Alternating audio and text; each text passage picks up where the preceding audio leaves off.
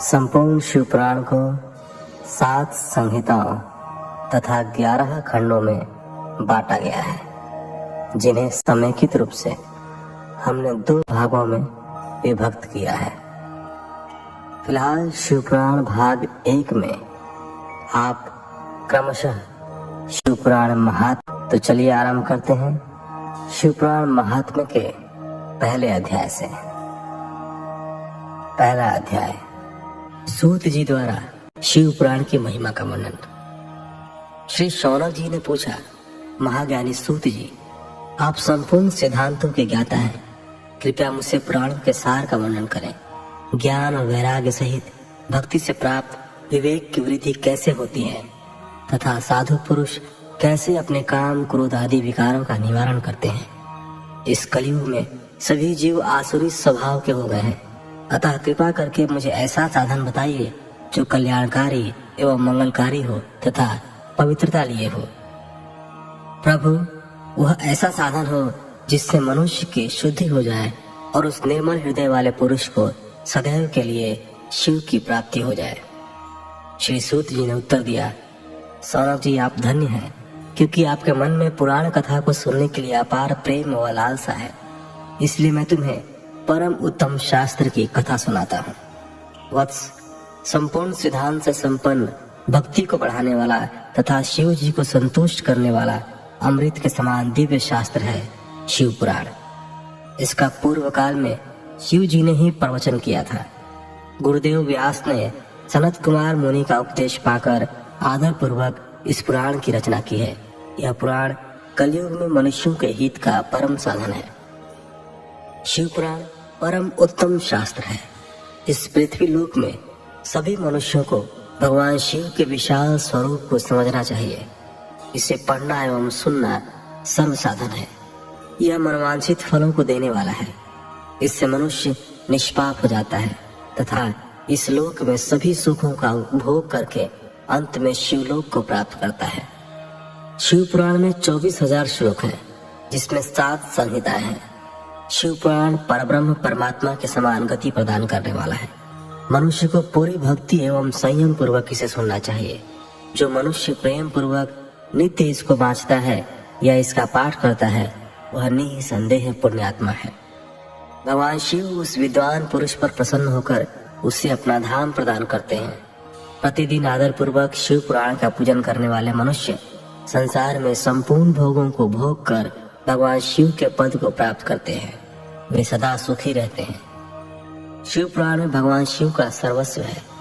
इस लोक और परलोक में सुख की प्राप्ति के लिए आदर पूर्वक इसका सेवन करना चाहिए। यह निर्मल शिव पुराण धर्म, अर्थ, काम और मोक्ष रूप चारों पुरुषार्थों को देने वाला है। अतः सदा प्रेम पूर्वक इसे सुनना एवं पढ़ना चाहिए। दूसरा अध्याय, देवराज को शिवलोक की प्राप्ति और चंचुला का संसार से वैराग्य। श्री शौनक जी ने पूछा, आप धन्य हैं सूत जी, आप परमार्थ तत्व के ज्ञाता हैं। आपने हम पर कृपा करके हमें यह अद्भुत और दिव्य कथा सुनाई है।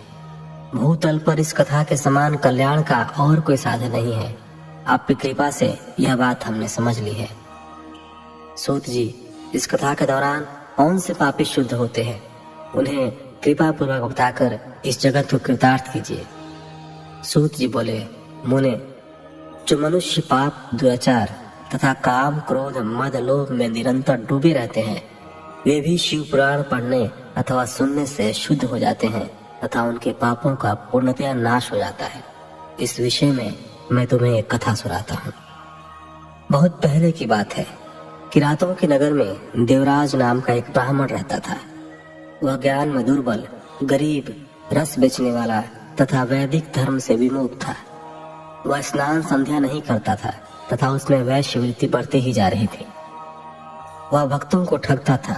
उसने अनेक मनुष्यों को मारकर उन सबका धन हड़प लिया था। उस पापी ने थोड़ा सा भी धन धर्म के काम में नहीं लगाया था। वह वेश्यागामी तथा आचार भ्रष्ट था। एक दिन वह घूमता हुआ दैव योग से प्रतिष्ठानपुर, जो कि फिलहाल के झूसी प्रयाग में, वहां जा पहुंचा। वहां उसने एक शिवालय देखा जहां बहुत से साधु महात्मा एकत्र हुए थे। देवराज वहीं ठहर गया। वहां रात में उसे ज्वर आ गया, अर्थात बुखार आ गया और उससे बड़ी पीड़ा होने लगी। वहीं पर एक ब्राह्मण देवता शिव पुराण की कथा सुना रहे थे। ज्वर में पड़ा देवराज भी ब्राह्मण के मुख से शिव कथा को निरंतर सुनता रहता था। 1 मास बाद देवराज ज्वर से पीड़ित अवस्था में चल बसा। यमराज के दूत उसे बांधकर यमपुरी ले गए। तभी वहां शिवलोक से भगवान शिव के पार्षद गण आ गए। वे कर्पूर के समान उज्जवल थे। उनके हाथ में त्रिशूल, संपूर्ण शरीर पर भस्म और गले में रुद्राक्ष की माला उनके शरीर की शोभा बढ़ा रहे थे।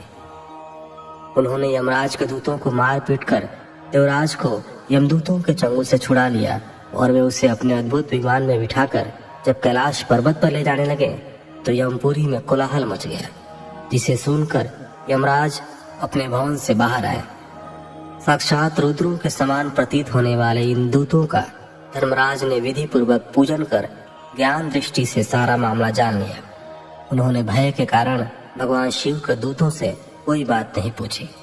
तत्पश्चात शिवदूत देवराज को लेकर कैलाश चले गए और वहां पहुंचकर उन्होंने ब्राह्मण को करुणावतार भगवान शिव के हाथों सौंप दिया। शौनक जी ने कहा, महाभाग सूत जी, आप सर्वज्ञ हैं। आपकी कृपा प्रसाद से मैं कृतार्थ हुआ। इस इतिहास को सुनकर मेरा मन आनंदित हो गया है। अतः भगवान शिव में प्रेम बढ़ाने वाली दूसरी कथा भी कहिए। 3रा अध्याय। श्री सूत जी बोले, शौनक सुनो, मैं तुम्हारे सामने एक अन्य गोपनीय कथा का वर्णन करूंगा, क्योंकि तुम शिव भक्तों में अग्रगण्य एवं वेद वेताओं में श्रेष्ठ हो। समुद्र के निकटवर्ती प्रदेश में वाष्कल नामक गांव है, जहां वैदिक धर्म से विमुख महापापी मनुष्य रहते हैं। वे सभी दुष्ट हैं एवं उनका मन दूषित विषय भोगों में ही लगा रहता है। वे देवताओं एवं भाग्य पर विश्वास नहीं करते। वे सभी कुटिल वृत्ति वाले हैं, किसानी करते हैं और विभिन्न प्रकार के अस्त्र शस्त्र रखते हैं। वे व्याभिचारी हैं। वे इस बात से पूर्णतः अनजान हैं कि ज्ञान, वैराग्य तथा सद्धर्म ही मनुष्य के लिए परम पुरुषार्थ है। वे सभी पशु बुद्धि हैं। अन्य समुदाय के लोग भी उन्हीं की तरह बुरे विचार रखने वाले धर्म से विमुख हैं। वे नित्य कुकर्म में लगे रहते हैं एवं सदा विषय भोगों में डूबे रहते हैं। वहाँ की स्त्रियां भी बुरे स्वभाव के, स्वेच्छाचारिणी, पाप में डूबी, कुटिल सोच वाले और व्याभिचारिणी हैं। वे सभी सद्व्यवहार तथा सदाचार से सर्वथा शून्य हैं। वहाँ सिर्फ दुष्टों का निवास है। वाष्कल नामा गांव में बिंदुक नाम का एक ब्राह्मण रहता था। वह अधर्मी, दुराचारी व महापापी था। उसकी स्त्री बहुत सुंदर थी। उसका नाम चंचुला था। वह सदा उत्तम धर्म का पालन करती थी, परंतु बिंदुक वेश्यागामी था। इस तरह कुकर्म करते हुए बहुत समय व्यतीत हो गया। उसकी स्त्री काम से पीड़ित होने पर भी, स्वधर्म नाश के भय से क्लेश सहकर भी काफी समय तक धर्म भ्रष्ट नहीं हुई, परंतु आगे चलकर वह भी अपने दुराचारी पति के आचरण से प्रभावित होकर दुराचारिणी और अपने धर्म से विमुख हो गई। इस तरह दुराचार में डूबे हुए उन पति पत्नी का बहुत सा समय व्यर्थ बीत गया। वेश्यागामी, दूषित बुद्धि वाला वह दुष्ट ब्राह्मण बिंदुक समयानुसार मृत्यु को प्राप्त हो गया और नरक में चला गया। बहुत दिनों तक नरक के दुखों को भोग कर वह मूढ़ बुद्धि पापी विंध्य पर्वत पर भयंकर पिशाच हुआ। इधर उस दुराचारी बिंदुक के मर जाने पर वह चंचुला नामक स्त्री बहुत समय तक पुत्रों के साथ अपने घर में रहती रही। पति की मृत्यु के बाद वह भी अपने धर्म से गिरकर पर पुरुषों का संग करने लगे थे। सतियां विपत्ति में भी अपने धर्म का पालन करना नहीं छोड़ती। यही तो तप है। तप कठिन तो होता है, लेकिन इसका फल मीठा होता है। विषय इस सत्य को नहीं जानता, इसलिए वह विषयों के विष फल का स्वाद लेते हुए भोग करता है। एक दिन दैव योग से किसी पुण्य पर्व के आने पर वह अपने भाई बंधुओं के साथ गोकर्ण क्षेत्र में गई। उसने तीर्थ के जल में स्नान किया एवं बंधुजनों के साथ यत्र तत्र घूमने लगी। घूमते घूमते वह एक देव मंदिर में गई। वहां उसने एक ब्राह्मण के मुख से भगवान शिव की परम पवित्र एवं मंगलकारी कथा सुनी। कथावाचक ब्राह्मण कह रहे थे, जो स्त्रियां व्यभिचार करती हैं, वे मरने के बाद जब यमलोक जाती हैं तो यमराज के दूत उन्हें तरह तरह से यंत्रणा देते हैं। वे उसके कामांगों को तप्त लौह दंडों से दागते हैं। तप्त लौह के पुरुष से उसका संसर्ग कराते हैं। ये सारे दंड इतनी वेदना देने वाले होते हैं कि जीव पुकार पुकार कर कहता है कि अब वह ऐसा नहीं करेगा, लेकिन यमदूत उसे छोड़ते नहीं। कर्मों का फल तो सभी को भोगना पड़ता है। देव, ऋषि, मनुष्य सभी इससे बंधे हुए हैं। ब्राह्मण के मुख से यह वैराग्य बढ़ाने वाली कथा सुनकर चंचुला भय से व्याकुल हो गई। कथा समाप्त होने पर सभी लोग वहां से चले गए। तब कथा बाँचने वाले ब्राह्मण देवता से चंचुला ने कहा, हे ब्राह्मण, धर्म को न जानने के कारण मेरे द्वारा बहुत दुराचार हुआ है। स्वामी, मेरे ऊपर कृपा कर मेरा उद्धार कीजिए। आपके प्रवचन को सुनकर मुझे इस संसार से वैराग्य हो गया है। मुझ मूढ़ चित्त वाली पापनी को धिक्कार है। मैं निंदा के योग्य हूँ। मैं बुरे विषयों में फंसकर अपने धर्म से विमुख हो गई थी। कौन मुझ जैसी कुमार में मन लगाने वाली पापनी का साथ देगा? जब यमदूत मेरे गले में फंदा डालकर मुझे बांध कर ले जाएंगे और नरक में मेरे शरीर के टुकड़े करेंगे, तब मैं कैसे उन महायातनाओं को सहन कर पाऊंगी? मैं सब प्रकार से नष्ट हो गई हूँ, क्योंकि अभी तक मैं हर तरह से पाप में डूबी रही हूँ। हे ब्राह्मण, आप मेरे गुरु हैं, आप ही मेरे माता पिता हैं। मैं आपके शरण में आई हूँ। मुझे अबला का अब आप ही उद्धार कीजिए।